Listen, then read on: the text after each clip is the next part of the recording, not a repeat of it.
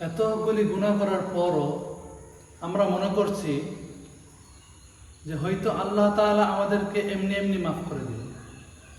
আল্লাহ তাআলা মনে হয় আমাদেরকে অটোমেটিকলি মাফ করে দিবেন। আসলেই কি তিনি মাফ করে দিবেন? না, কখনোই না। তার কাছে মাফ চাইতে হবে। দুনিয়াতে কোনো গণ্যমান্য ব্যক্তির কাছে যদি আপনি কিছু চাইতে যান, তবে তাদের পিছনে পিছনে আপনাকে ঘুরতে হবে, কারণ দরকার টাকা আপনার। যদি আপনার এলাকার মেম্বারের কাছ থেকে যদি 5 কেজি 10 কেজি চাউল চাইতে যান, তবে আপনার এলাকার মেম্বারের পিছনে পিছনে আপনাকে ঘুরতে হবে, কারণ দরকার টাকা আপনার। চেয়ারম্যান সেম ব্যাপার, মন্ত্রী সেম ব্যাপার, এমপি সেম ব্যাপার।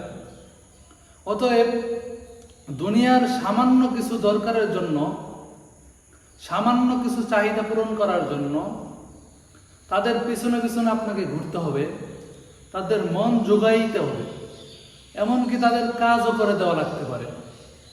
কিন্তু আল্লাহ সুবহানাহু ওয়া তাআলার সঙ্গে আমাদের সম্পর্কটা দেখেন, এতগুলি গুনাহ করার পরও আমরা আল্লাহ তাআলার কাছে মাপ চাইতে পারি না। আমরা সেই আল্লাহ তাআলার কাছে মাপ চাইব এরকমই আমরা তৈরি করতে পারি না। কিন্তু আমাদের দরকার কি ছিল?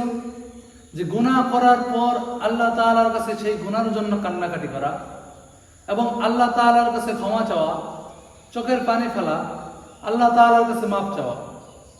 কিন্তু তা তো করি না, বরং আল্লাহ সুবহানাহু ওয়া তাআলাই রাত্রিবেলাতে প্রথম আসমানে এসে ডাকেন যে হে কে আসো গুনাহগার, আমার কাছে চাও, 2 রাকাত নামাজ পড়ো, চোখের পানি ফেলে ক্ষমা চাও, আমি আল্লাহ তোমাদের সমস্ত গুনাহ মাফ করে দেব। সুবহানাল্লাহ। এবং আল্লাহ তাআলা আরো ডেকে ডেকে বলতে থাকেন, কে আসো ঋণগ্রস্ত, আমার কাছে চাও, কে আসো অভাবী, আমার কাছে চাও, আমি তোমাদের সমস্ত জরুরতকে আমি আল্লাহ তাআলা পুরা করে দেব। কিন্তু আমরা সেই সময়টাতে রাত্রিবেলাতে হয়তো আমরা চায়ের দোকানে আড্ডায় বসে থাকি, কিংবা আমরা মোবাইলে ব্যস্ত থাকি, কিংবা আমরা ঘুমায়া যাই। সমস্ত চিন্তা বাদ দিয়ে, গুনাহের চিন্তা বাদ দিয়ে, সংসারের চিন্তা বাদ দিয়ে সেই সময় আমরা আরামে নিশ্চিন্তে নির্বিঘ্নে আমরা ঘুমায়া যাই। কিন্তু আল্লাহ সুবহানাহু ওয়া তাআলা সেই সময়টাতে প্রথম আসমানে এসে ডেকে ডেকে বলেন, কে আছো গুনাহগার, 2 রাকাত তাহাজ্জুদ নামাজ পড়ে চোখের পানি ফেলে আমার কাছে গুনার জন্য আবেদন করো, আমার কাছে গুনার জন্য ক্ষমা চাও, আমি আল্লাহ তোমাদেরকে ক্ষমা করে দেব।